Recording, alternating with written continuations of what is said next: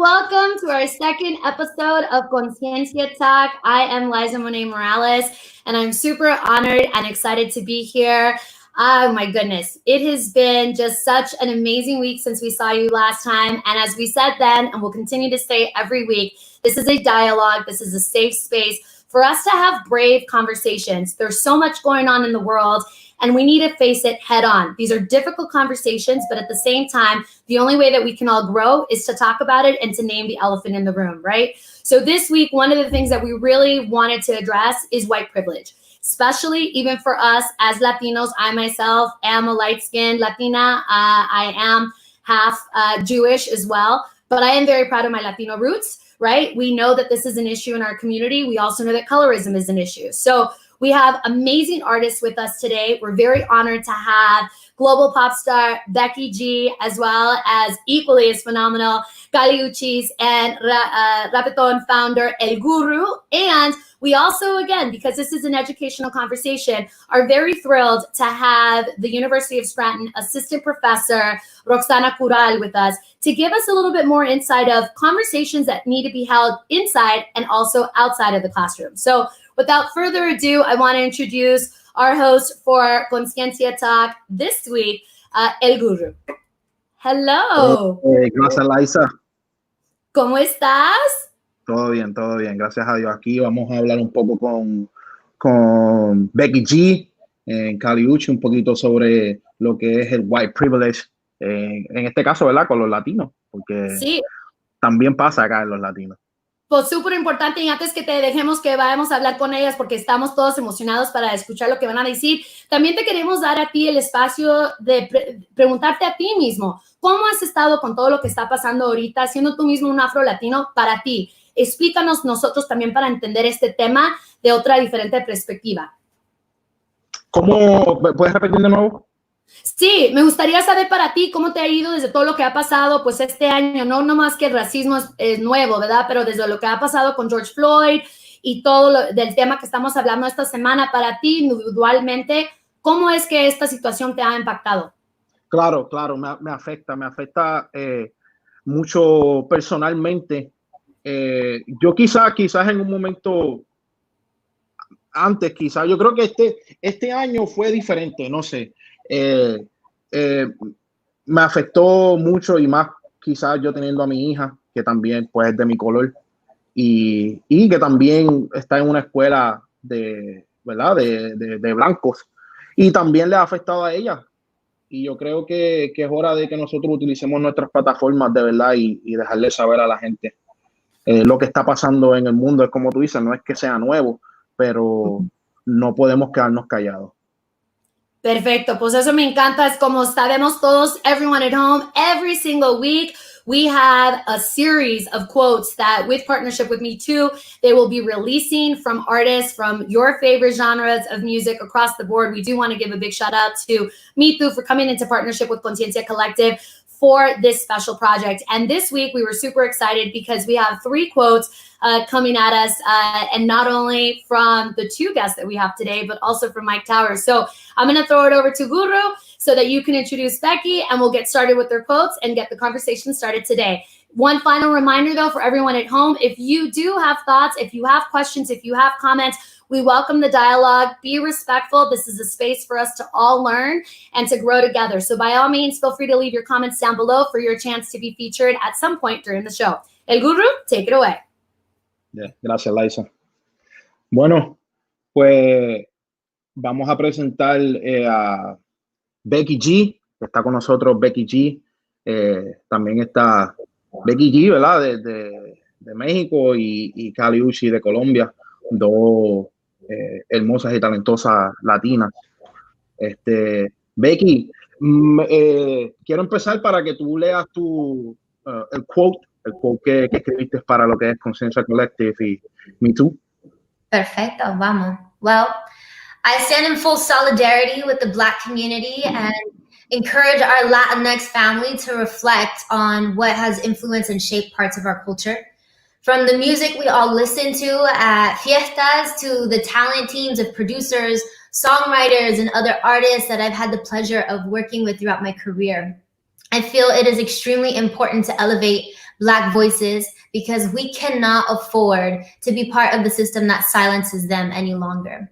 As an artist, I know the power of music and how it transcends the toughest of barriers to create a bond between people. And as human beings, as a human being, I feel that my values have to align in order to create a positive change and a brighter future for my colleagues, friends, family, and fans.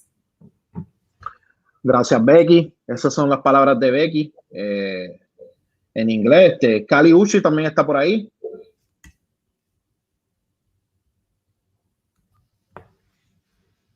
Cali, saludos. Muy agradecida de hablar con ustedes hoy. Sí, es un honor para mí. Me gustaría, ¿verdad?, que también leyeras el quote que escribiste. Listo. White privilege exists globally, and this is a global call to action. If you are non-Black, it's so important that you take time to inform and educate yourself and those around you about the systemic racism, not only in the United States, but within our own communities. It runs deep.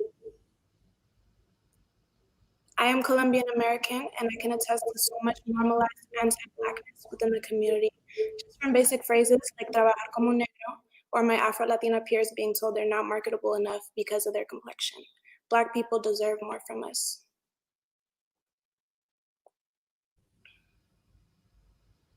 Black people are the inventors of almost all genres. Fashion leans on Black culture. US culture leans on Black culture. And if you love Black culture, then you should also love to defend Black lives. We are more powerful together, and we must hold our industries and communities accountable. Gracias, Cali. Esa fuera el quote de Cali. Pero con nosotros también está la profesora Rosana Curiel de la Universidad de Scranton. Saludos, Rosana. Preséntate aquí No te escuchas. Sorry, forgot to unmute myself. Ahora sí. So I'm an assistant professor, and I work mostly with the narrativa del mestizaje, the mixed race narrative in Mexico and the Latinx diaspora in the US, and how it intersects with femininity and masculinity. And I would like to talk today about white privilege within the Latinx community, but also how it exists in Latin America. Lograste escuchar, ¿verdad?, los quotes de Cali y de Becky. ¿Qué tienes que decir sobre eso? I think it's very important, first and foremost, to question what Latinidad means, because it is a concept, it is not a race, it is an identity trait that is founded in the erasure of the Black community and the indigenous community. So I think that if we're going to talk about these issues, we have to start acknowledging our position of privilege and our proximity to whiteness. The Black community exists within the Latinx community. It's just the mere concept of Latinidad erases it. So I think for the past months, we all have engaged in very difficult conversations with our families, with our friends, and what it means to be complicit within these systems of oppression. So I think we all have to take a hard look on ourselves and the way that we are also part of the problem, because I see a lot of anxiety in like, oh, but what about us? Black, brown lives matter too. And it's not our time to focus on the ways that we have also experienced systemic racism, but the ways in which we are also enacting this anti-Blackness that is within what we understand of being Latinx. Gracias, Rosana. By the way, quiero excusar a Mike Towers, que no pudo estar aquí con nosotros. Tenía un video, pero para la próxima. Este es el segundo episodio, vamos a tener muchos más. Pero quiero empezar con ambas. Un momentito. Sí, como estás hablando de Mike Towers, we'll just go ahead and show his quote. We were going to show him at the end. And I also just wanted to say, this is the kind of engagement that we want to see. Royo, who was with us last week, is so passionate and so excited that this conversation is happening that she actually wants to go ahead and jump in as well with us. So she will be joining at some point. So this again just goes to show what Conciencia Collective and these Conciencia Talks are all about, is that there's so many angles for us to be able to have this conversation from both those of us that are lighter skin and darker skin. So this is, we're on track. So to keep it moving, we're going to throw up Mike's graphic right now, his quote. And I'll read through it because it is important. The death of George Floyd has impacted the world very deeply. For me, being a Latin artist who has been heavily influenced by Black culture, it is important to show my support and stand in solidarity with the African American community for what is right, what is humane. Mike Towers. So no man, woman, or child should have to worry about being treated unjustly just because of the color of their skin. As a younger generation, it is our responsibility to take part and be part of the change. So we want to say thank you to Mike, who is filming, unfortunately, today. Good for him, but right, he wanted to be here, but we wanted to make sure that we showed his quote because he stands 100% behind this movement. So, Guru, I give it back to you. We're going to be popping back in when Goyo joins us, but just wanted to let you know that this is what's happening and we're live. And so we're excited that everyone at home is also joining and being part of it. Let's go. And thank Goyo por también decir presente. Pero yo quiero empezar con ustedes. Ya escuchamos los quotes y básicamente yo creo que en el quotes se puede escuchar por qué ustedes están en solidaridad con lo que es el Black Lives Matter movement. Pero ya que estamos hablando de lo que es el white privilege, o en español el privilegio blanco, ustedes obviamente pues tienen la piel más clara que muchos. Les quiero preguntar si ustedes alguna vez han sentido privilegiada entre los latinos solamente por tener la piel más clara. Becky G, puedes empezar. Pues para mí es algo que I've thought about it a lot lately, to be honest. Truthfully speaking, you know, I grew up Mexican American, and as you know, many memories I can think of my family having faced some kinds of, you know, racist remarks or discrimination at some points in my life. I would 100% say that I am privileged, extremely privileged, and not just for being a light-skinned Latina, but also I think people would see someone in my position as an artist working at the level that I'm working at. Even though I've, you know, busted my ass to get to where I am today, it's still like a double privilege, you know, because of the platform that I have, and being considered more well off than even people from my own community. And so I 100% acknowledge that I don't have it anywhere near as bad as others do. And I think that's why it's so important to be a part of these conversations, most definitely. Y tú te sientes, porque yo siento que es como que quizás eres privilegiada entre lo que es los latinos, pero entonces el americano pues sigue siendo una latina, y también has sentido que te han judged, ¿verdad? Por ser latina. No, totalmente, me ha pasado, y yo creo que es algo que puedes decir que depende, it depends on what room I'm in, you know, porque Dios sabe si estoy hablando en español con mi abuelita y hay un Karen al lado por ahí, ella va a decir algo, and she's gonna be like, go back to where you came from, you know. Yeah. Cosas así sí pasan, pero al mismo tiempo, al contrario, yo creo que no, hay gente que sufren mucho del racismo, and I would consider myself with 100% still privileged, even though I have experienced those kinds of experiences. Caliucci. Sí, yo creo que todos los que tenemos la piel más clara tenemos más ventajas que las personas que tienen la piel más oscura. Por ejemplo, en mi caso, creo que si yo me viera como mi abuela, que es indígena, estoy segura que las oportunidades que se me han presentado, I wouldn't have had as many opportunities, you know. So I think it's important to recognize that, because there is a lot of erasure in our communities, and just from, you know, my friends who are Afro-Latino or my family members who are Afro-Latino or indigenous, feeling like they're feeling invisible since they were little, feeling like they were overlooked, just from our TV programs, or like our news programs, like not ever having those role models, or not ever having those, I guess, you know, just the way that our culture, even in American culture, we're so much more accepted because of our color of our skin, versus like, you know, 25% of Latinos in the United States are Afro-Latino, but they're like growing up didn't really have that representation.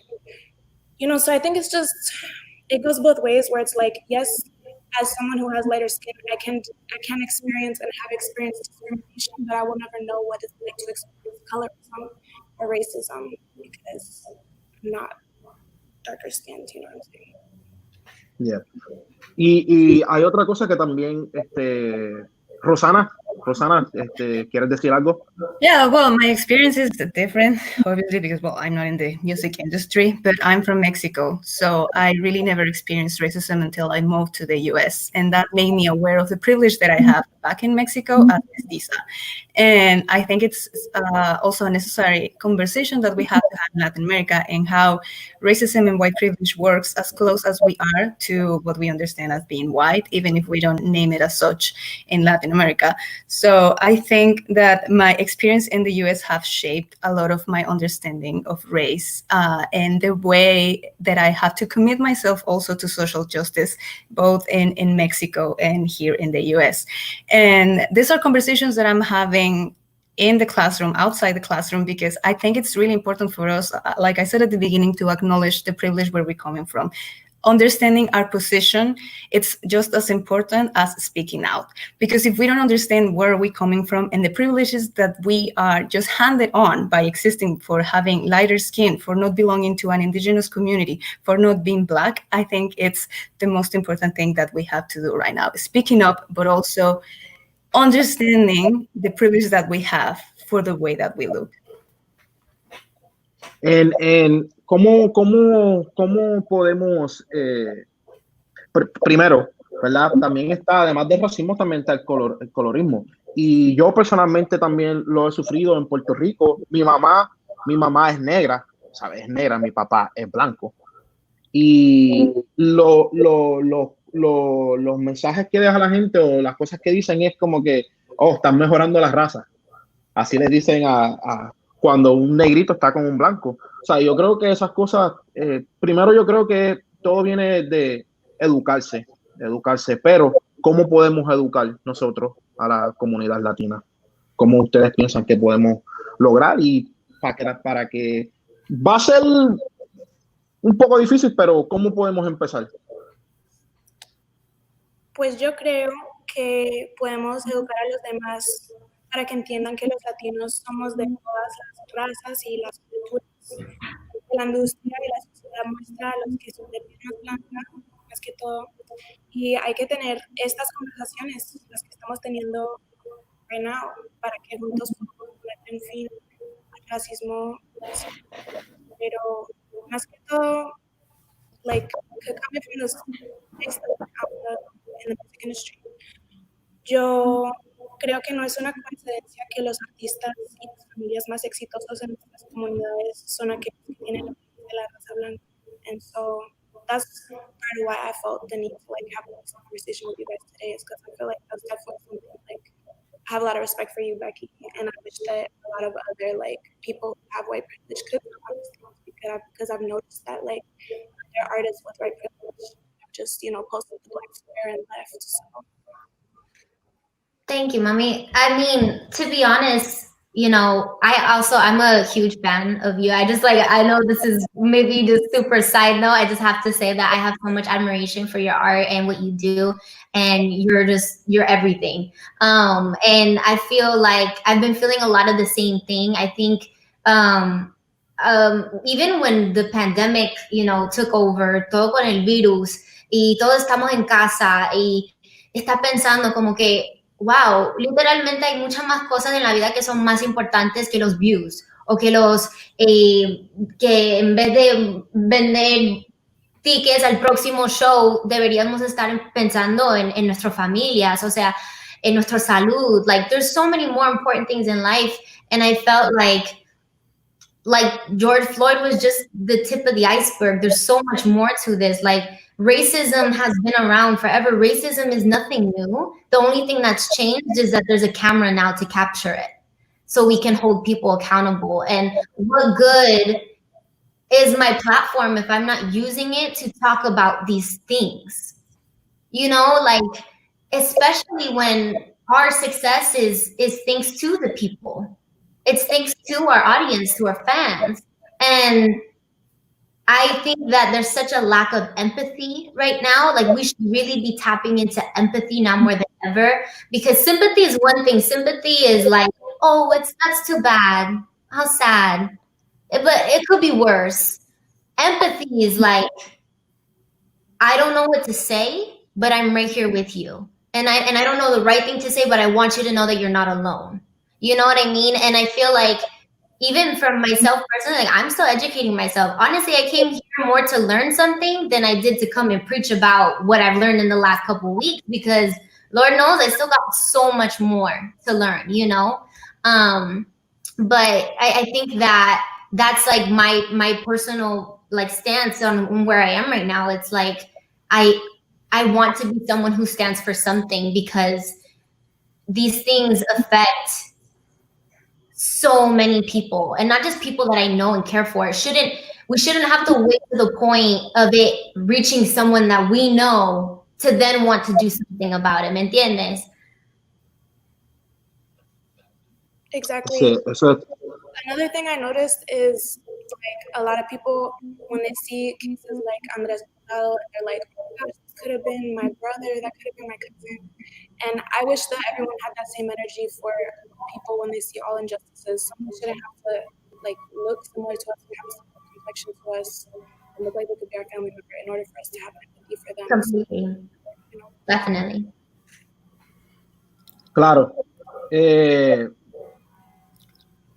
Quiero hablar ahora preguntas más personales. Yo sé que ahora, Cali Uchi, recientemente empezaste un programa de comida gratis en Colombia. Si nos puedes hablar de eso. Pues básicamente, sabiendo que las comunidades más necesitadas de mi país están pasando hambre más que nunca, yo decidí hacer una pequeña campaña para dar tapabocas, antibacterial, almuerzos, para ayudar en mi ciudad. Entonces fue muy bien recibida y espero poder hacerlo muchas veces más. Eso está súper bien. Una cosa que cuando empezamos, ¿verdad? Yo estoy hablando en español, se me hace más fácil. Yo puedo hablar en inglés, te puedo hacer las preguntas en inglés, esto es para Becky. Pero cuando tú empezaste en la música, me acuerdo ver ese video, me acuerdo cuando vi a Jennifer López, me sorprendió en el video pero ¿qué te inspiró ahora para tú hacer música en español y hablar en español, siendo una mexicana, una latina? Sí, pues para mí ha sido como una experiencia muy interesante.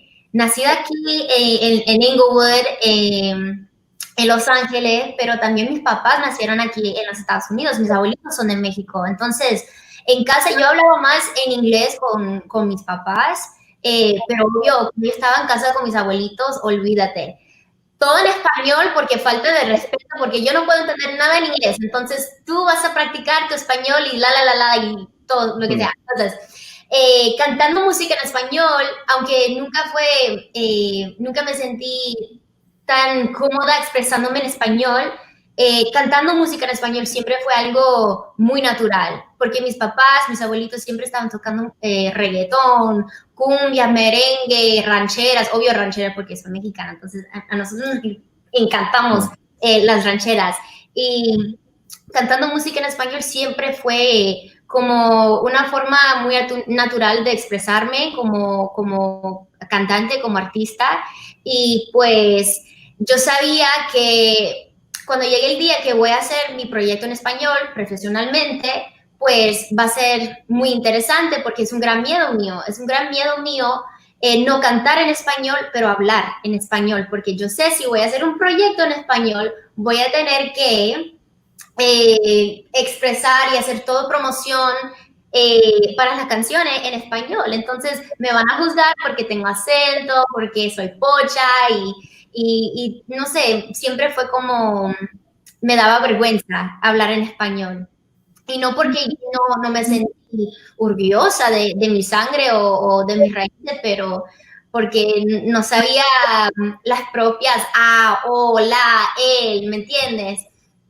Y decidí un día que pues lo más importante es intentar, porque yo sé que hay muchas jóvenes que son como yo, que nacieron aquí, pero se sienten muy orgullosas de sus raíces, de su sangre, y pues, you know, I gotta try. And if I try, I'm gonna get better. And I feel like I've only gotten better as time's gone by, y quiero inspirar a los demás que a lo mejor no hablan tanto español o ni hablan español en casa, pero nunca es tarde de aprender el idioma de tus raíces, lenguaje de tu gente. Y para mí ha sido como una experiencia muy bonita, porque ahora me siento más más empoderada que nunca como artista cantando música en español. Entonces puedes decir que me encontré como artista en mi música en español. Sabes que le voy a poner esta conversación a mi hija, tiene 12 años y no habla español, so no te juzgo y te entiendo. Ella quiso aprender español cuando escuchó a Selena. Le dio con ganas de aprender español y aprendí un poquito, pero todavía está ahí, so no te juzgo. So le voy a poner esta conversación para que ella también se sienta así empoderada. Pero vamos con Cali. Cali, yo sé que tú tienes una canción con Tyler, the Creator, right? Tyler, the Creator fue uno de los primeros que empezó this movement de lo que es la palabra urban o urbano en español, que incluso la quitaron de los Grammy. Republic Records fue que empezó quitó todo la palabra urbano, la quitó de sus programas. So Grammy también hizo lo mismo. O sea, ¿cuál es tu opinión sobre eso? Tú que ya, ¿verdad? Has estado compartiendo con Tyler, the Creator. Pues a mí me parece un paso en la dirección correcta, pero hay muchas cosas más importantes que la industria debe estar haciendo. Primero que todo, las casas disqueras podrían empezar por renegociar like the contracts that they have with like Black and brown artists, you know, que no son justos, because Black people are the founders and inventors of almost all music genres. They should be making the money that they deserve. So, I mean, it's a lot of, like, to me, empty gestures. Like, it's gestures nonetheless, and so it's like a gesture is always nice, but I just hope that it's like followed with a lot of more action, because there's so much more things that could be contributed, you know. That's true. Ahorita hablaste hablamos del ¿ibas a decir algo, Becky? No, I just said that part. Okay. So, ¿qué tú piensas también sobre tú que eres las dos son artistas urbanas? ¿Qué piensas sobre esa palabra urbano? Pues para mí, yo creo que somos gente creativos, ¿no? Entonces sí, podemos crear otra palabra, pero al mismo tiempo las acciones dicen todo. You know, so I'm with Gali on this. I think that we could find a new name, but it's just like what they did to slavery. They basically rebranded it, thinking that people wouldn't tell that it's basically the same thing. But that's what systemic racism is. You know, systemic racism is I mean, the amount of brown and Black individuals that are incarcerated, going back to what Gali was saying, even just in our industry, as far as how the communities are respected and how seriously that they're taken.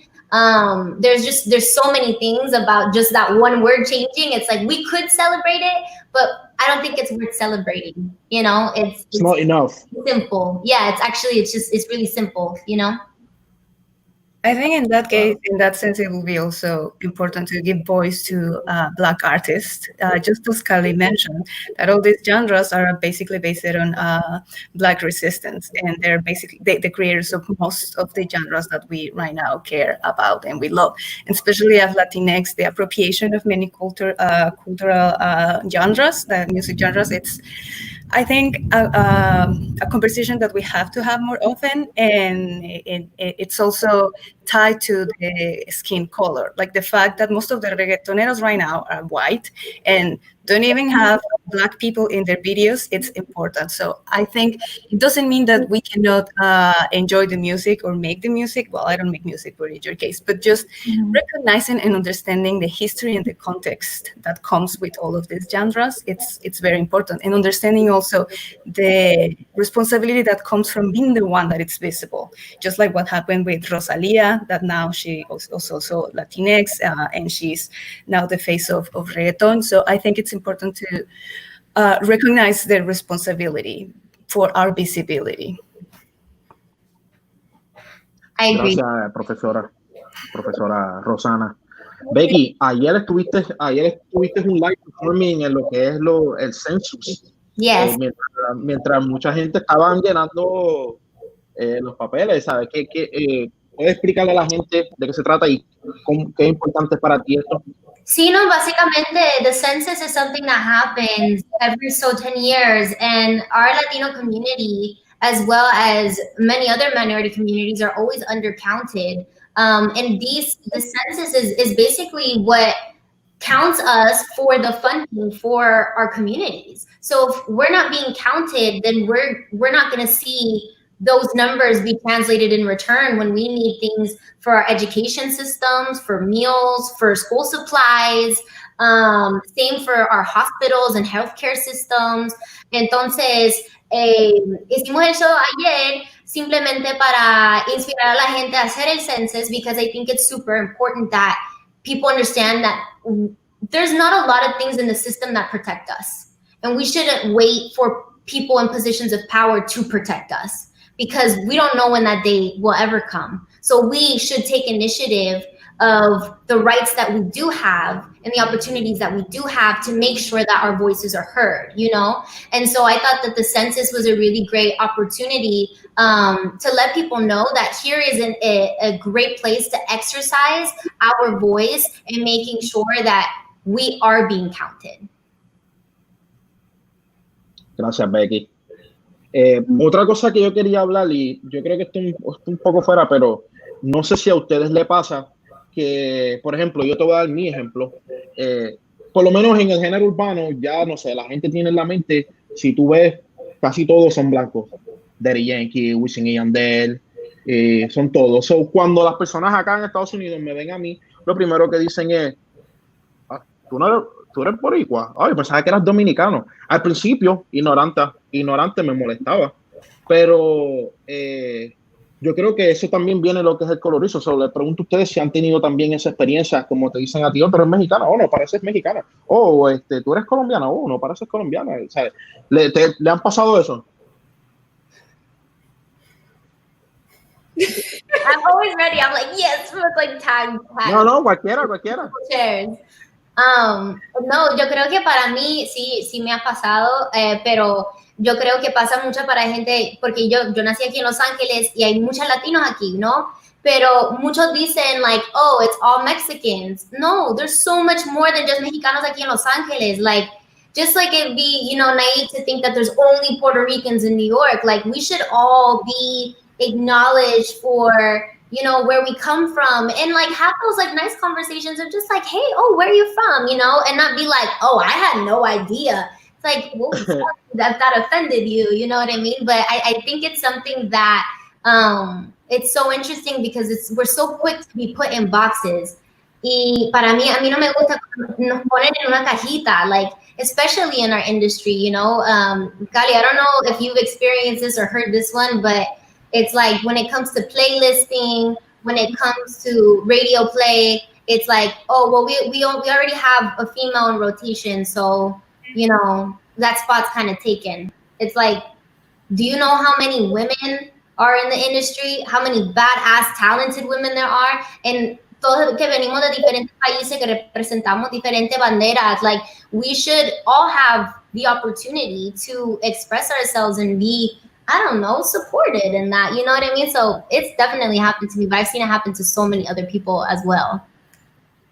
Claro. Y hablando de mujeres, tú en una entrevista dijiste que te gustaría hacer un álbum de todas mujeres, de lo que es mujeres al poder. Fíjate, pusimos esa noticia en Rapeton y yo leí un comentario que yo quisiera que, ¿cómo tú respondieras a un comentario cuando dicen, ok, entonces si decimos hombres al poder, eso es machismo? O sea, ¿cómo tú respondes a un comentario así? ¿Cómo? Cuando tú dijiste que quieres hacer un álbum de mujeres al poder. Ya. No, pues porque Okay. los hombres ya tienen tantos años haciendo eso. O sea, tantos años. Cuando gana un premio Nicki, ¿quién sube con Nicki? Daddy Yankee. Y cuando gana Daddy Yankee, ¿quién sube con Yankee? Nicki. Y cuando Balvin gana también, Balvin está allí con todo. O sea, ellos siempre pueden compartir toda la luz y todo, pero cuando viene con nosotras, it's always like, there can only be one. There could only be one. And it's just like, actually, it's so funny because Goyo and I somos hermanas de la disquera, tenemos la misma disquera, y I love her, and I think she's amazing, and we did, yo y Chucky Tan, we did a collab, y en el video, las dos de nosotras somos reinas. Y es no decir que, queremos crear un mundo de tener solamente mujeres. No, but I think it's about saying we can all own our space and be who we are and not have one or the other. We should all be able to coexist. I think coexisting is a bare minimum like thing that we should all be able to do. Why are we fighting for a seat at the table? You know, when it comes to color, when it comes to male, female, it's too much. There's too many things. Hay muchas cosas que me vuelvo loca a veces. No, gracias por responderle a ese comentario ignorante. Pero, ¿sabes? De eso quería que la gente escuchara tu opinión sobre eso. Yo creo que está por aquí con nosotros, está Goyo. Goyo entró. Goyo, ¿escucha? No, so ahorita ya viene casi, nomás estamos esperando que Goyo prenda la cámara y ahorita mismo yo la presento, ahorita que esté. Pero entre mientras, así le queremos también preguntar a la profesora. Ahí está, Goyo, ahora sí está. Goyo que está con nosotros. A la profesora. Sí, perfecto. Entonces, yo me voy, pero profesora, si también usted puede decirnos like your insight on what you're seeing about how colorism is spoken in the classroom or racism is addressed in the classroom or not addressed, because we know have our education system in this country is based on colonialism in and of itself. So much of our history is being erased, and so much of the audience at home would love that address. So we defer to you. I think we have to address even the fact that who gets to have access to higher education. It's a problem because if you come from a minoritized or racialized community, your chances to get access to this type of education, that because I teach at the college university level, so the chances are really slim to none. And I teach Spanish and I teach cultural studies in both Spanish and English. So I think the type of students that I have are often the ones that have been racialized because of how they look, and they expect them to speak perfect Spanish, wherever that normative Spanish is. And most of them don't even have access to these classes because they are language minority students. So they need another type of approach into language. So this is the intersection of race and language that it's so important for me, and to give these kids that might have the chance to even be in higher education because they are not part of the norm. So I think it's really important just to address who has access to these spaces. And we often have the discussion, like just the fact that we're having today a conversation on racism on our classroom, it's a privilege. The fact that we can have a discussion about it because it's not affecting our like an instant reality, it is a privilege. So I think the type of students that I teach are very committed to this, just because they have to go through many problems in the system to get where they are, and they understand their positionality into all of this. So there's are always hard conversations, because it's always hard to have this conversation about race when you're touching subjects about Latin America or the Latinx community in the US, because no one wants to take responsibility for our complicity within white privilege and white supremacy. But I think it's so important to have it in the classroom and outside the classroom, and also to understand why these students have also been minoritized because of their background, their cultural background, their historic background, their racial background, and how Spanish is also a tool for them to understand and dismantle the system of oppression and colonialism that exists within even the institutions that teach Spanish, the approach that they have to Spanish that is mainly from Spain. And who gives an F about Spain at this point and the intersection with how we teach Spanish? So I think that, it's always important to do not disentangle the way that we approach the language with race, and also how we have to acknowledge our position when we're talking about race and the privilege where we're coming from whenever we can have these discussions. Mm-hmm. Mm-hmm. Yeah. Goyo, está con nosotros Goyo, ha sido una advocate de todo esto, estuvo en el primer episodio de lo que es Conciencia Talk. No sé si has escuchado todo ya lo que hemos hablado aquí con Cali, Becky G, la profesora Rosana, que algo que tengas que decir sobre lo que has escuchado. ¿No te escuchas? Uh-oh. ¿Ahora? Ahora sí. Ahora sí. Para saludarlos a todos y a todas, a Becky y a Cali.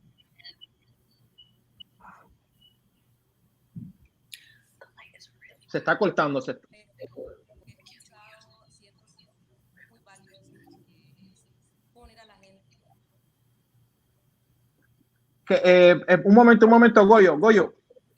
No te escuchas muy bien. We're going to try again. She was saying that her connection's a little bit off, so we're going to try to see if we can get her to call back in and get it stronger. So bear with us. But again, thank you everybody for the conversation. It's amazing. We do actually have a question from the audience.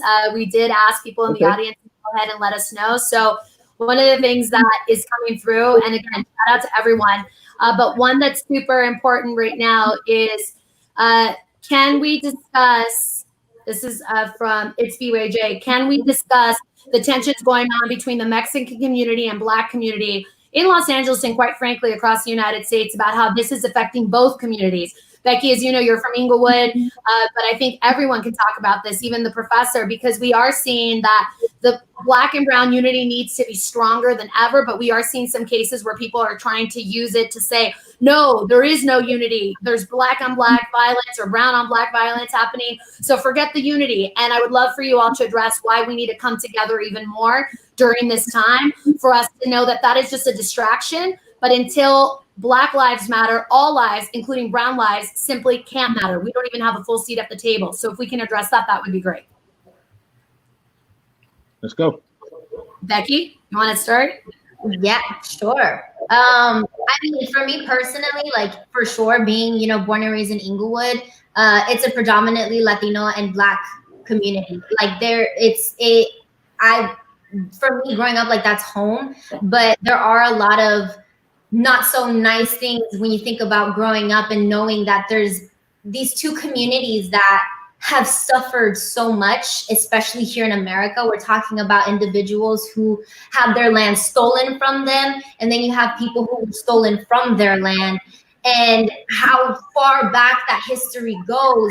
There's this anger, there's this pain, and it's almost like whose pain and whose suffering is worth more of attention right now. And it's about understanding that it's not our place to say who's more deserving or not. Like going back to like that empathy, like why can't we just be good people? We should be the change that we want to see.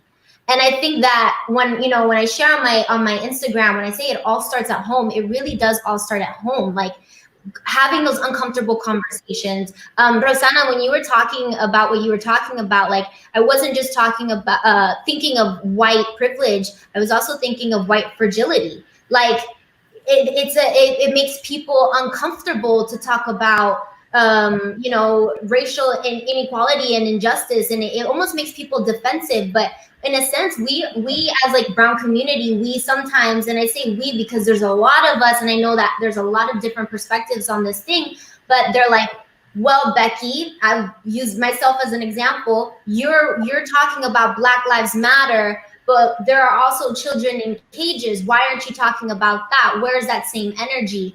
And it's like, why should we as individuals only tie ourselves to one cause when everyone needs us right now? And especially Black Lives Matter. Like, this house is on fire, right? We've all heard that those what is it called, metaphors and terminologies and stuff like that. And when you're talking about the 3 different houses, and the one house that's literally on fire right now, and you have access to water, why wouldn't you give the house that's on fire your water? If it means that it also would save all of the other houses. And so it's understanding that when you say Black Lives Matter, it's not saying only Black Lives Matter. It's saying that all lives can't matter until Black Lives Matter, you know? And I think that exactly what you said earlier is understanding that when things do get better for the Black community, they do get better for the rest of the minority communities. And that's why this is our fight. And when we think of Black Lives Matter, I think of our Latinx community. I think of, you know, my dear friends and colleagues who do have darker skin complexion, who also, like, for instance, a police officer who is about to come at someone of darker skin sideways, he's not going to ask them if they speak Spanish or not. He's going to see the color of their skin. You know what I mean? In that instance. And so for me, it's like we really have to take a step back and understand that it's not about whose pain and suffering is worth more attention or invalidating our pain and suffering. It's just saying that right now, this house is on fire and we need to come together, because minority communities are only minorities because they separate us. Because if we came together, we would be the majority. And I think that that's what we need to be tapping into, is that power, you know, that power of unity. Gracias, Becky. Lo sentí, yo sé que you felt that, I felt that. Thank you. Cali, yo sé que tú has sido advocate lo que pasó en Colombia. ¿Me puedes hablar sobre el police brutality en el white privilege? Como si tuvieran, ¿tú crees que si tuvieran un skin diferente, eso no lo hubiera pasado?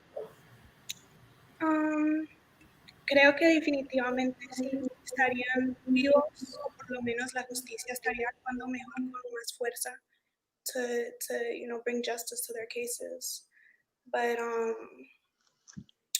for me, like, cuando una persona ha vivido en 2 países, esa persona tiene 2 culturas y por lo tanto ve las cosas de una manera diferente. Por ejemplo, las injusticias racial y de género, ves que esto es algo que no solo es un problema en los Estados Unidos. Entonces, en las noticias solo ven unos solos ejemplos, pero el racismo se vive en la vida diaria de las personas de acá y de las personas en Colombia. El mismo racismo que nos deporta y nos coloca en jaulas, mata a las personas de la raza negra y las personas de color y los colocan en la cárcel por nada.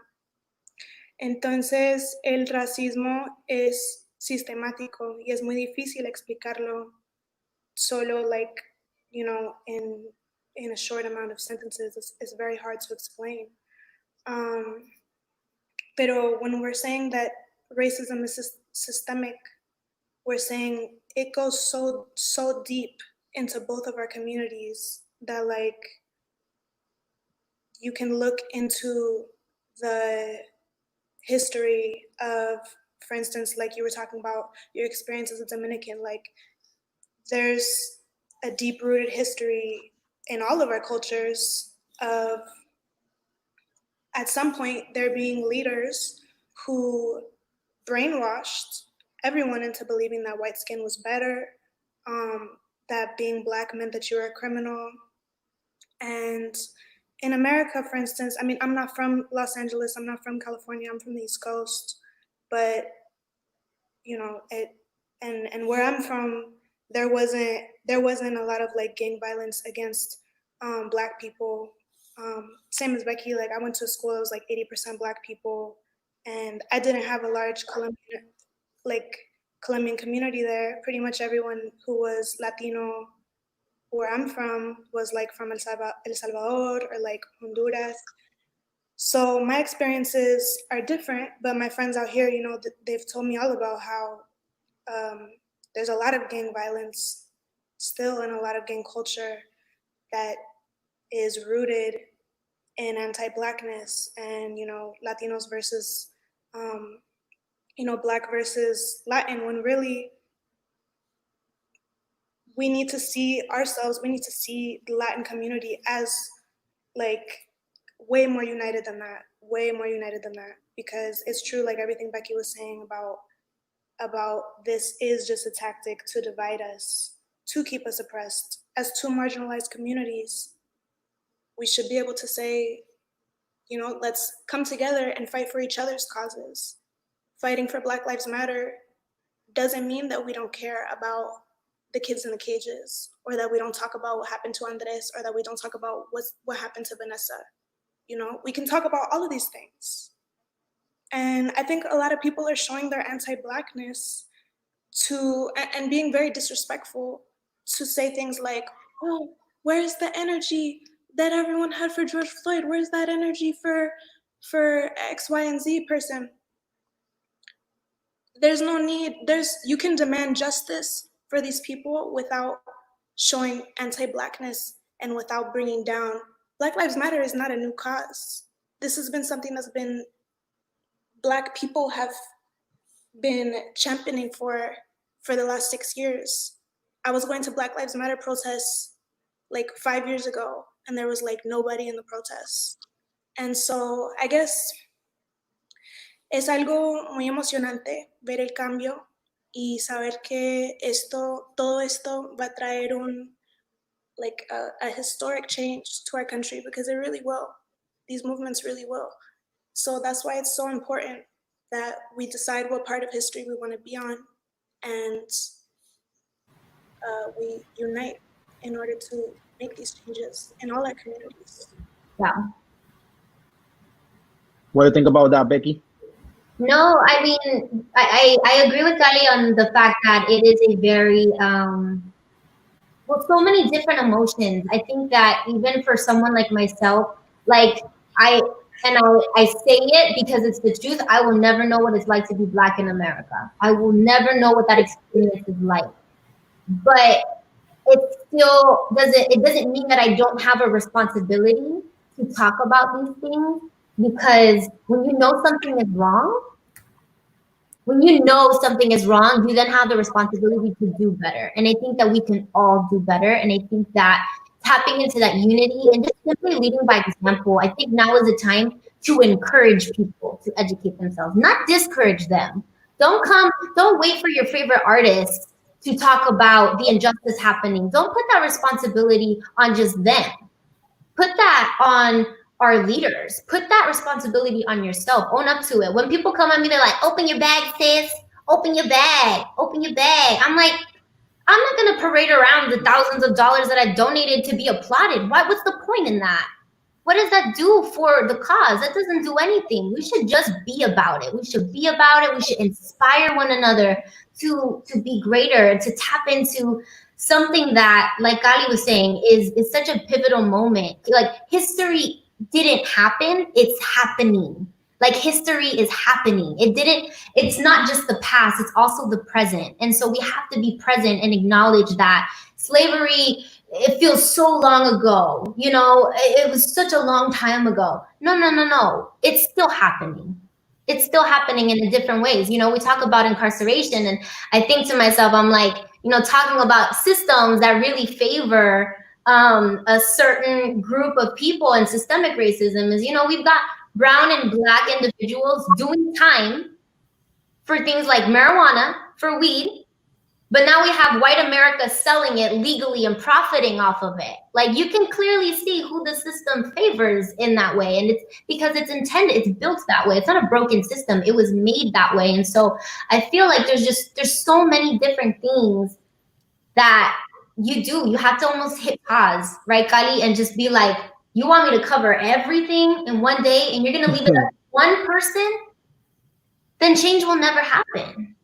Change will never happen. If you just ask one person and wait for what they have to, say about it to then be the change. We have to, it's a group effort. It literally is, it's a conversation. It's not just a statement. It's not just a hashtag.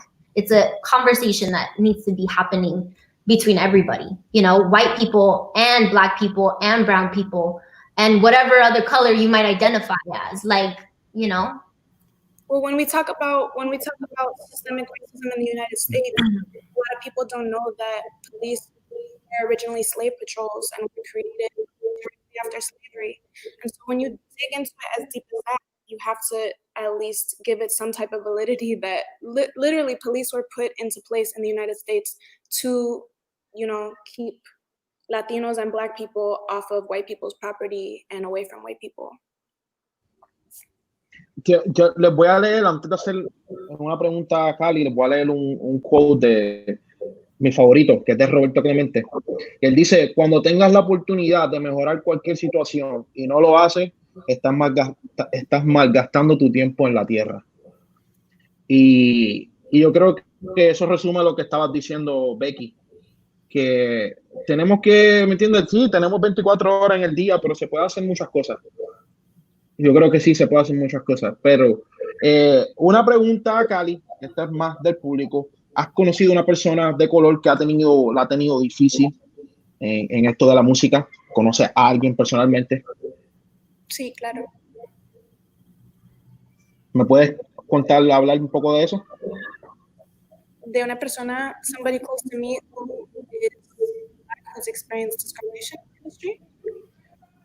Yeah. Like, who y cómo podemos ayudar? Que cómo podemos ayudar, pues... Estos casos, ¿verdad? Porque esto quizás le pasó a esa persona, pero eso quiere decir, ¿qué le pasa? Yo, por ejemplo, yo hablé con Mike Towers una vez y él él tuvo una experiencia que no la quiso decir. So, eso quiere decir que hay muchas personas. Pues yo, I don't want to tell anybody else's story, pero Colombia es un país, naturalmente lleno de magia, pero lo triste es que también es una sociedad como los Estados Unidos, clasista, racista, machista. Entonces,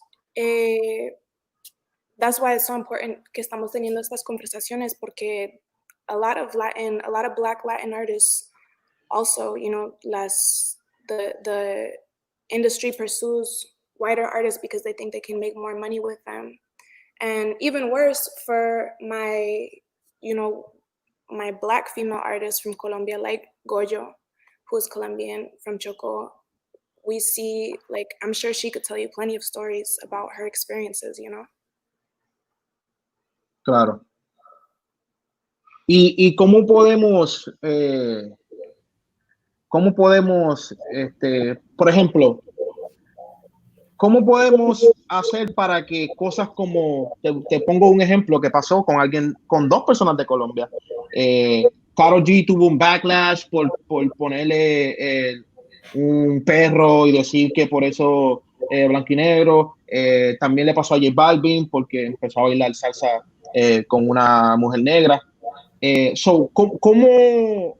No quiero que me digas tu opinión porque, ¿sabes? Pero ¿cómo podemos hacer que estas cosas cambien, por lo menos así en Colombia, tú que eres colombiana? Bueno,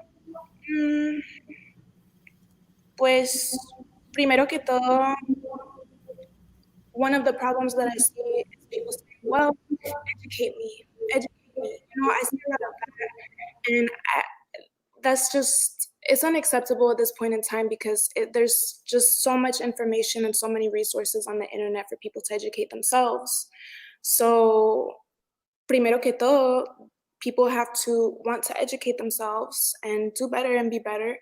And if we can, as people who experience white privilege, I think it's very important for us to también debemos educar a nuestras familias, participar en los movimientos de protesta pacífica, usar nuestras plataformas, compartir información that's important to our stories, tell people stories who aren't here to tell their stories or that can't use their voices, help amplify those voices to our platforms.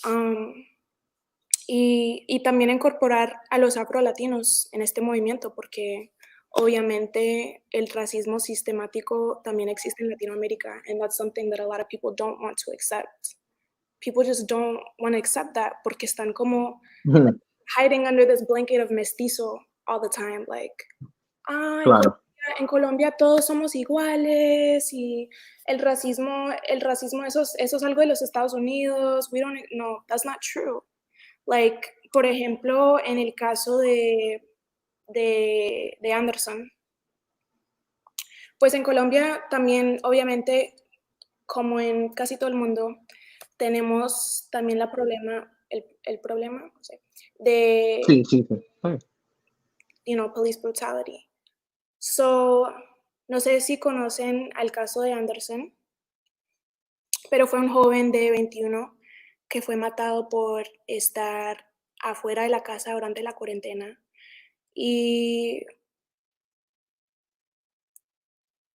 pues I do feel that if something like that were to happen to someone who was whiter, I feel that they would have seen justice by now. There would have been way more outrage in our country, and it's unacceptable. So we're seeing it everywhere, and we see it in our country as well,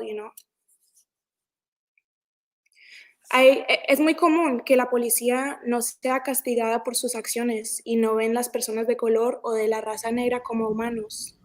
Las, indígenas, there was just, I don't know if you guys heard about it, but it was an indigenous girl who was raped in my city by 12 people in the Colombian military.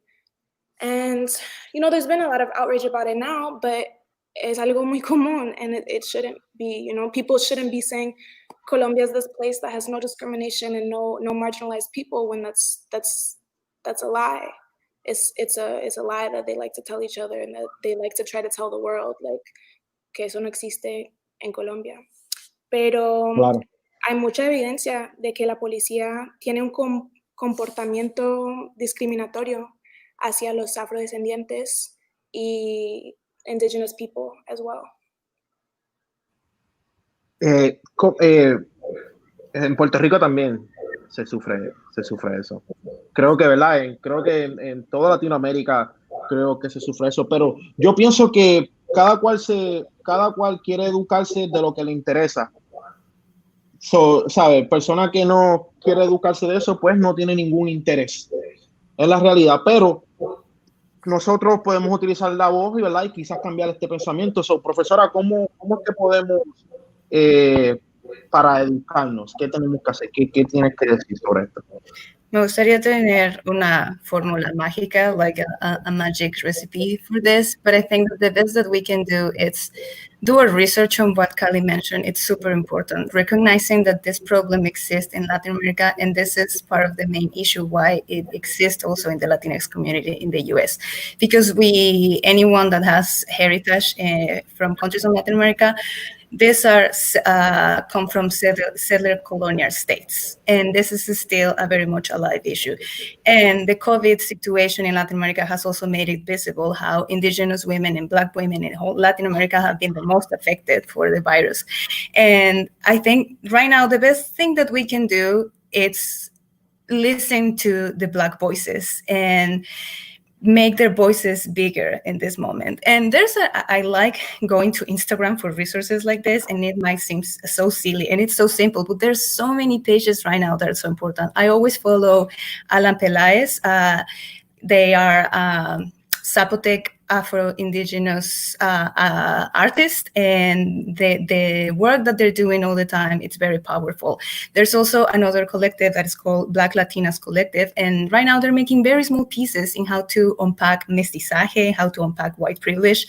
So there's many people that we can follow, and even following on Instagram, it's something so simple, it can be really helpful. And also engaging sometimes in conversations on following certain tags on Twitter has been really helpful. I also encourage my students to be part of those conversations, not engage in the trolling of the situation, but like listening to the many points of view, and also understanding how this is it is a global issue, but it comes from it affects people depending on where they are, where they're coming from in different ways. But we also have to acknowledge that this is a problem that exists in, like Cali mentioned, in Colombia, in Mexico, in Puerto Rico, República Dominicana, and it's part of the issue of the mestizaje narrative that it's also translated into the Latinx Chicano community.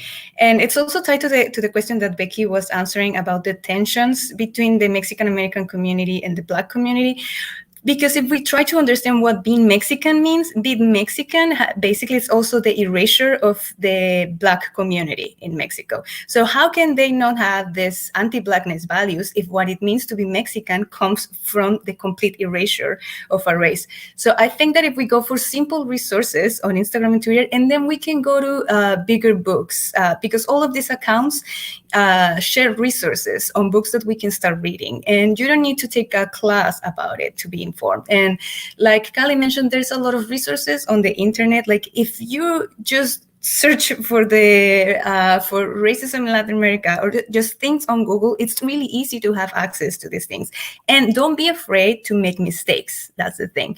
Like we are all learning. So we don't have to be perfect every time that we engage in a conversation. Just accept the fact that you're going to get it wrong most of the times, but come from a place when you're really trying to understand your position, but the position of others. And how to create community with this is just listening to the most oppressed people that right now are black trans people that are at the bottom of the oppressed. So once we get them to have the basic rights, and not only the basic rights, but the joy that it's to have a life without worries, then we can have this conversation of what's going to happen with the Latinx community and what's going to happen with this other community. But we need to acknowledge them, and we need to embrace them, and through conversations and just doing our research. It's hard, it's not easy, and it's also going to be painful because we have to take a hard look of how am I also part of this issue.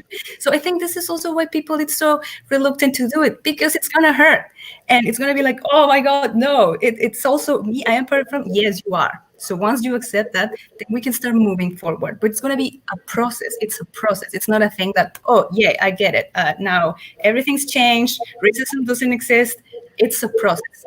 Painful, and it's hard. So we just have to be open to this process. Claro. Eso, Sí, sí. Claro, yo creo que también sí hay mucha gente que tiene miedo, pero yo creo que empathy, eso es algo que no se educa, eso es algo ya de uno, y hay que tener empathy. Pero quiero decirle a Becky y a Cali que han aprendido sobre este issue este año y lo que ha dicho la profesora. Cali, Becky, cualquiera. Sin pelear. Well, Becky. I would say, well, yeah, mic drop on that, because you just tied everything that I think we were all trying to say in this hour and 8 minutes. You just tied it all together. I think the biggest thing is being willing to do the work. You have to be willing to do the work. You have to be willing to listen, not be the one just preaching or talking about what's happening, but really bringing things full circle. And in order for things to meet that full circle, you have to, as well as, be an advocate for what is happening right now, also listen to those voices and help elevate them. I actually wanted to bring up, somebody said, because I posted this, I was really excited about this conversation and the opportunity to sit down with each of you guys. And someone said, well, if you care so much, then give up your seat at the table. And it's like, okay, well, like Prof said earlier, we don't even all have a seat at the table. So let's just acknowledge that first. We're all in this together, and we're talking about white privilege. We're not just talking, we're talking about, even myself being here is holding myself accountable for being part of the problem. Now, was it intentional to be part of the problem? Do I think the older generations are intentionally adding fuel to the fire? I don't think it's intentional, but I think it's important to hold ourselves accountable And in order to do that, we have to be willing to do the work. So that's one of the biggest things that I've taken away from all of this is racism is not just in America. It's everywhere. You know, at the same time as George Floyd was the same case as that young boy in Brazil. And that was something for me. It was like same problem, different country, you know? So because the internet is such a small place, we're processing people's deaths in real time. And that's a lot. That's a lot. That's traumatic for a lot of people. And so it's very easy to be like, no, I don't want to see it. All I want to see is really cute puppy videos on my phone. And I just want to talk to my best friends like everything was normal. And it's like, wake up, you know? Yeah. I think the internet is big. It's just people have small mind. Mm-hmm. But Cali, what do you think about de lo que has aprendido de la profesora y de este año, de todo lo que está pasando? Like what Becky was saying, I think that yeah, that's also part of my privilege, is being able to just turn our phones off and turn away and get back to our lives, and everything's okay in the house, you know. But I think that until we feel that we've made a big enough change, that we see that all people, como la profe dijo, like as well, trans people, Black Indigenous people, until we feel that all of these marginalized people who have been hurting for so long are getting some more space to be safe, some more space to be heard and listened to, we can't rest. And like Becky was saying as well, it definitely crossed my mind too, like, well, should I be even talking today? Like, should I even be using, you know, I felt a little uncomfortable like posting something with our faces on my stories and stuff, because I was like, is that kind of like going against the point of like, shouldn't we be like, same as when they asked me to be a part of Conciencia Collective, I told Lorena, I was like, well, we should be, first of all, including Indigenous and Afro-Latinas and Black people in these conversations and in these spaces more than anyone, because they're the ones who need the platform and they're the ones who need to be heard. But I think it's like a balance of like amplifying those voices and also using our platform and our white privilege for good, because there are so many people who are just like, you know, just like I said, just posted the square and kept moving and just kept with their releases and kept going on about their lives like nothing else is happening. And I think that's just violent, especially in these times. Like that's violence in itself, to just be, you know, doing the bare minimum when you know that you're someone who profits off of Black culture, or you're someone who in the Latin community takes up space that could be used for Afro-Latinas or for Indigenous people. So it's like, if you're taking up space, you should also be using that platform to amplify those voices and give them that space and give space for these conversations. And if you're not doing that, then you're a part of the problem.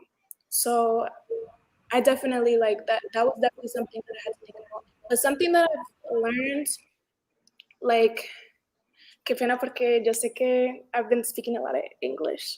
El gurú, No, it's okay. está ahí como. No. I understand everything you're saying. You've done better than me. Yeah, you're good. I mean, like you were saying, it is traumatizing. Like, I haven't seen so many petitions, so many cases that we're just seeing that from like 5 years ago, like Lavina, that we've been seeing her case brought up with Vanessa's case, who was a Black soldier that, you know, she was raped and she was murdered and they called it a suicide, or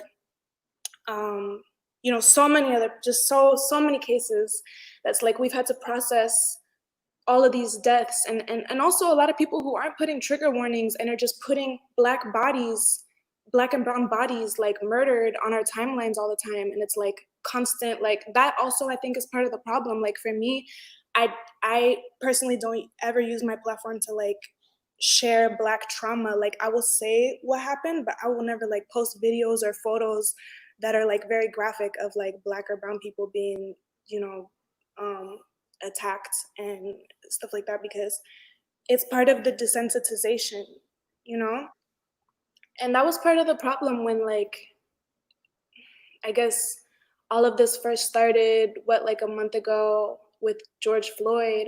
that like people didn't know whether to get involved or not because they're like, well, this kind of happens all the time. Like, what makes this different than what we've been seeing?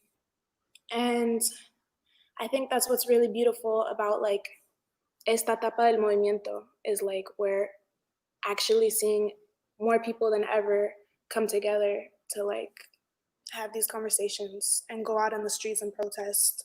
And I think that we should be with all that shit in order to see.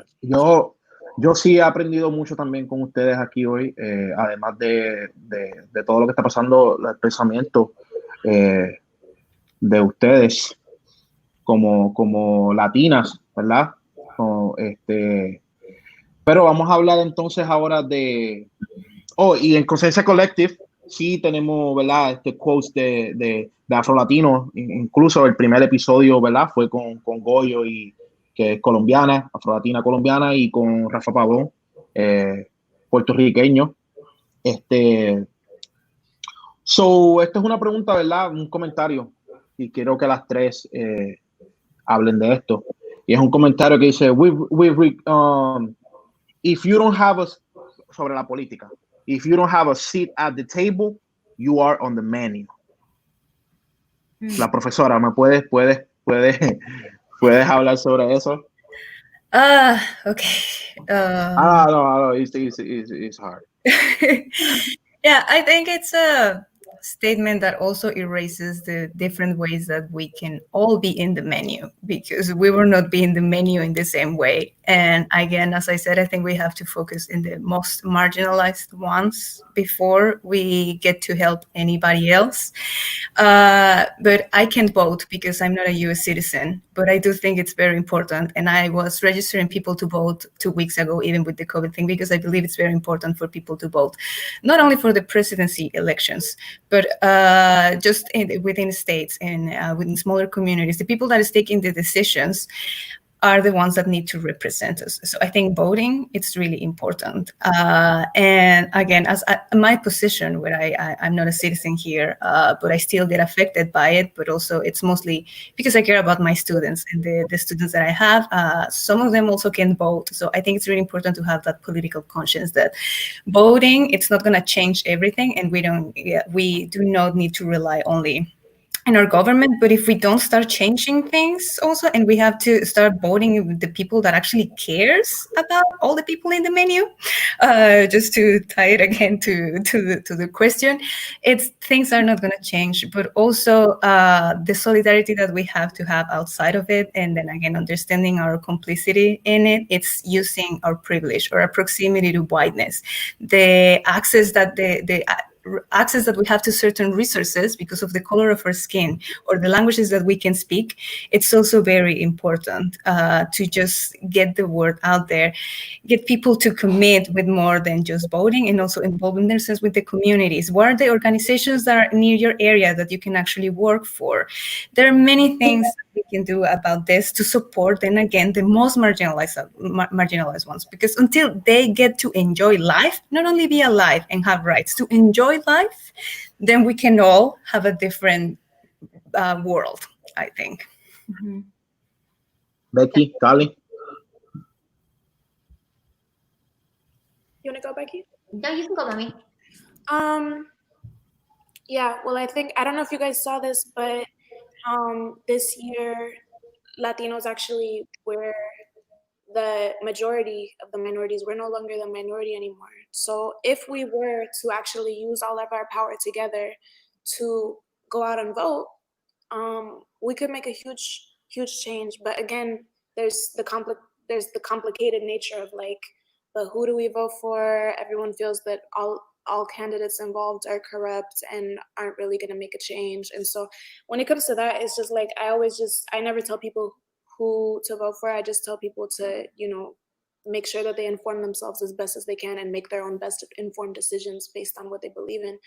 Obviously, you just want everyone to go out into the world and do the best that they can. So it's really complicated, but I'm just hoping that everyone's going to go out to vote this year, all Indigenous people, all Latinos, all Black people, and make the right decisions. That makes sense. 100%. No, I echo you know, Roxana and I echo you in this too as well, Kali, because I think that, you know, early on in the conversation I said that we should be exercising our rights where we do have that opportunity for our voices to be heard. And I think that in the booths is one of those areas. I don't think it's the only area, but I do think it's a very, very pivotal time. And I think that we should all be exercising our rights to vote if you can vote. And especially because I know a lot of individuals who are also not citizens, who don't have the right to vote. And I think that even keeping them in mind, there's so many things that happen in this country that I have people that, you know, work as part of my team that are here on visa, and with everything happening with, you know, our immigration laws, and will I ever see them again? And I mean, these are real things that affect not just our Latino communities, but all immigrants from all walks of life. And so I feel like when we're talking about social justice, there are so many things to cover. We're thinking about our immigration laws. We're also thinking about what happens here for our actual born and raised Americans, you know, our African Americans, our Black communities here that are being so affected by systemic racism. And I think that the best that we can do is inform ourselves, exactly that, educate ourselves, and make the best decisions that we can possibly make, even if we feel some type of way about who is on the ballot. I'm just gonna leave it at that, because, you know, that's a whole other conversation. I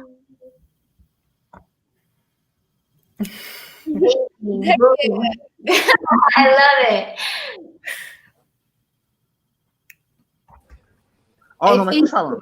Los paso ahora con Lizza. So you guys are dope. Fue una tremenda conversación. Becky, Cali, profesora Rosana.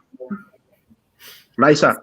Yes, muchas gracias. First and foremost, we just want to say thank you. Thank you to all of you, not only at home that are watching, but to la profesora Roxana, Khalif, to you, to Becky, Guru, for spending your time with us. I know we went a little bit over, but we felt it was super important. I also want to give a shout out to Goyo, who was trying, but unfortunately the internet gods were not with her today, but she's very in the comments. So we see her, we recognize her, and we think that's super, super important.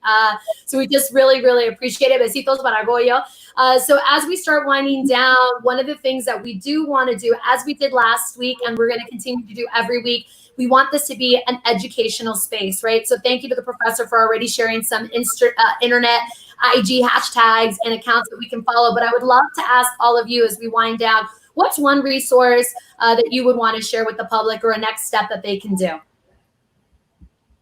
For me personally, I watched a lot of documentaries. I think 13th was like such eye-opening. I mean, so many things I had already known about, but a lot of in-depth details of you know, our history in America. And I think 13th is a really great place to start.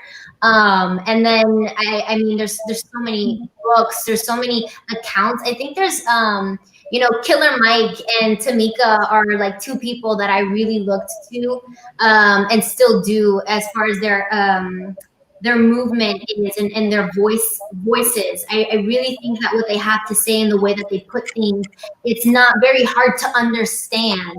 They're very to the point, no filter, and those are just, for me personally, two accounts that I really, really, really love to follow, because I think that they do a really, really great job in you know, voicing what the Black community is going through at this time. Fantastic. Thank you so much for sharing. Kali, we would throw the mic to you. What are some resources you can throw out to people to keep staying engaged in the conversation and in educating themselves? I have to mirror what Becky said about documentaries. There's a lot of films that you can watch on Netflix right now. I did watch the one that she mentioned. There's also, well, there's a lot. If you just type in that one, you'll see all the suggestions. There's a lot of things you can watch. In terms of trans lives in Colombia, there's a really good platform called Red Comunitaria Trans. I love them. And then I also know of another one called For the Girls, GWORLS. which is also, geared towards making safe spaces for LGBTQ communities in the BLM movement. And obviously, also, I don't want to say her name wrong, but her account is also Patrice. And yes, Patrice. Patrice. Yes. The leaders of the BLM movement, definitely in the Instagram community. She's posts a lot on Instagram. She posts a lot of informative things and hosts a lot of important conversations. So those are 3 Instagrams that I think you could follow if you want to. I love it. So yes, Patrice is the co-founder of the Black Lives Matter movement, and you all will be happy to know that they are 100% behind Conciencia Collective, and Patrice will actually be here to do one of these Conciencia talks. So thank you so much for shouting her out. Super important for us, again, to get it all around in this conversation. Guru, we would be remiss without asking you, ¿qué te gusta a ti? ¿Qué te gustaría decirle para la gente que está viendo la casa? A resource that they can have, follow, watch, leer. Creo que lo mismo que ellas dicen. Yo, si me preguntas a mí cuál es mi hobby, yo creo que es estar en Netflix viendo documentales. Los otros días estaba viendo uno que se llama The Book of Secrets, America Book of Secrets. Creo que uno aprende mucho ahí un poco de la historia de América, pero hay muchos más. Yo creo que hay gente que no le gusta leer y hay gente porque le gusta ver documentales. Si no te gusta leer, pues puedes ver documentales. Ahora sí, en cuestión de la internet, no sé, me gusta seguir a Ebro. I think Ebro tiene mucha pasión en esto, demasiado, yo creo, y creo que es mi ejemplo en esto, Ebro. So tienen que seguir a Omen Ebro. He really got the information y de verdad que pone su corazón en esto. I love it. Yeah. Pero esto es, it's like we're building a depository, if you will, together of resources, which I think is super important. And of course, last but certainly not least, Profesora Roxana, what are some books or what are some resources? You've already shared some, but are there any others that you would really want to highlight based on the conversation that we had today? I think I would just like to highlight the ones that I already said because I'm learning so much from them. So it would be Black Latinas Collective, and I think it's really important to follow this account. And also from Alan Pelaez, their account is Migrant Scribble. They also touch a little of the subjects of migration and how the intersection of indigenous communities, Afro communities, LGBTQ communities towards in the subjects of migration. So I think this is a voice that is very important to highlight. And I don't know, I always go for bell hooks if anybody has I don't know. I know that a lot of people don't like to read, but bell hooks really changed my life in all the senses. So I think it would be really important to start reading Black authors, especially Black women, because Black women are the ones doing all the hard work. And now we need to do the hard work of reading them, if that's represents such a hard work. So just look for any other. There's also Ariana Brown. She's Afro-Mexican, and she does poetry and a lot of videos also. She's really good at touching the subjects. And finally, I also follow Chicanissima. It's X-I-C, like Chicana. Cassandra is her name. And she also addresses all of these issues, but pointing out the complicit of the Latinx community in all of these issues. So these are accounts that I visit almost every day because they have taught me so much. And read Black women, I would say. I love it. I love the shout outs that you're giving because that is a big thing right now. We should be supporting Afro-Latino and Black businesses, authors, reading their work, to your point, to keep learning. So one of the things that we know that we also have to keep doing is stay protesting, signing petitions, donating, keeping our voices heard. For those who are unfortunately no longer with us, especially due to police brutality and systemic as well as overt racism. So we know that this is a hot issue. We touched on it briefly. The pain that we as a community are feeling with the current status of what's happening with Vanessa Guillen is something that cannot be ignored. We want justice as a community for her. And so just like last week, we took a moment of silence for George Floyd. we would like to actually ask all of you to join us both here on our panel and at home. We're going to do a 1-minute silence for Vanessa. Please share love and thoughts to her and her family as they continue on this difficult journey. So we're starting now.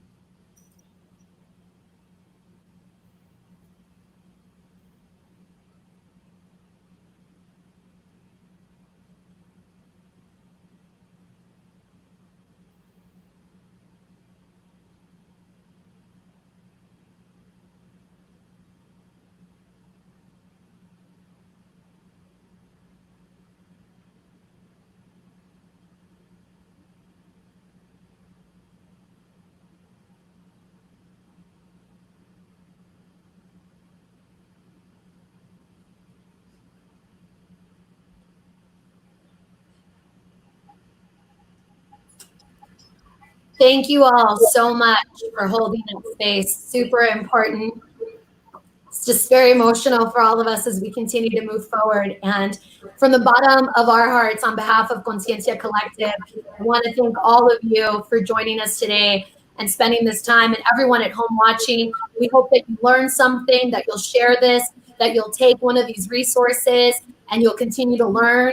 Please feel free, again, if you're watching this on the replay, to leave a comment down below. And then we invite you all to join us next week, because the conversations will continue. We're here every Friday. And next week, even though Pride Month is over, we know that the issues that the LGBTQIA community they deal with year round. So we also want to hold space for that. That will be our conversation. And we know that there's a lot of work that needs to be done. To your point, Gali, which you brought up today, within the Black community, and especially the Black and Brown trans lives as well, and everyone that is in the LGBTQIA community. So we'll be back next Friday at 4 o'clock. We hope all of our panelists will be here with us in the comments joining us, and that you all at home will as well.